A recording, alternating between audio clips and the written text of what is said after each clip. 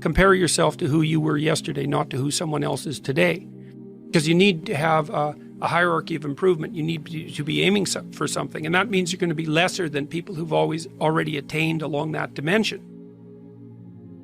So the question is, who should you defeat in the final analysis? And the answer is, you should defeat your former self. You should be constantly trying to do that. And you're the right control for yourself too, because you're the one who's had all your advantages and disadvantages.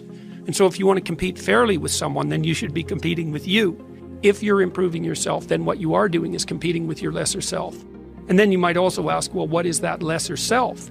And that lesser self would be resentful and bitter and aggressive and vengeance-seeking and all of those things that go along with having a negative moral character. And those are things that interfere with your ability to progress as you move forward through life. So it's very necessary to understand that this is why, I've been stressing this idea of personal responsibility. It's like, well, personal responsibility is to compete with yourself, is to be slightly better than yourself the next day.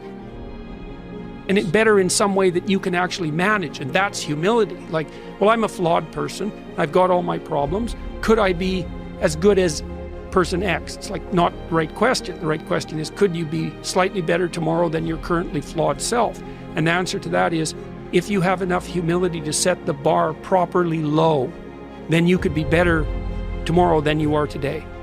And you might say, well, what's the right way of being in the world, if there is such a thing? And it's not acting according to a set of rules. It's attempting continually to transcend the flawed thing that you currently are. And what's so interesting about that is that the meaning in life is to be found in that pursuit. So I've been laying that out in these discussions too, because it's saying, well, the fundamental issue is that life is tragic and difficult, very tragic and difficult for everyone. And it's also tainted by malevolence, because no matter how things are tragic and difficult, but there's always some stupid thing that you could do or someone else could do that could make it even worse than it has to be. So that's life. And you need an antidote to that, because that can embitter you. Constant contact with that. Just the tragedy, but the tragedy combined with betrayal and malevolence, that makes it even worse, especially if it's self-induced.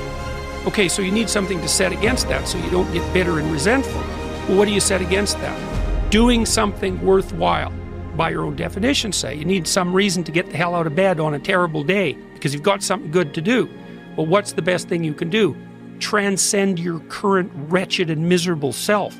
There's meaning to be found in that, and that's a meaning that's associated with responsibility. One of the things that I've been trying to lay out clearly is that life is hard. It's tainted by malevolence and betrayal. That can make you bitter. You need a meaning to offset that. Where's the meaning to be found? Not in rights, not in impulsive pleasure, but in responsibility. You take responsibility for yourself, so you take care of yourself. If you're good at it, you have some excess left over to take care of your damn family. If you're good at both of those, then you have some excess left over to take care of your community. Those are heavy burdens. You pick up the burdens, you find that's meaningful. The best way to pick up the burden is to continually improve yourself, and that's where the meaning is to be found. And so that meaning is in the continual self-transcendence. That's letting your old self die and the new self be reborn. Even if things are going really well for you now, there's going to be a time in the future where things are rough. You're going to be ill, family members going to be ill, a dream is going to fall apart, you're going to be uncertain about your employment status. Like the flood is coming, right? The apocalypse is coming. It's always the case in life. And you have to be prepared for it. And the question is how to prepare for it.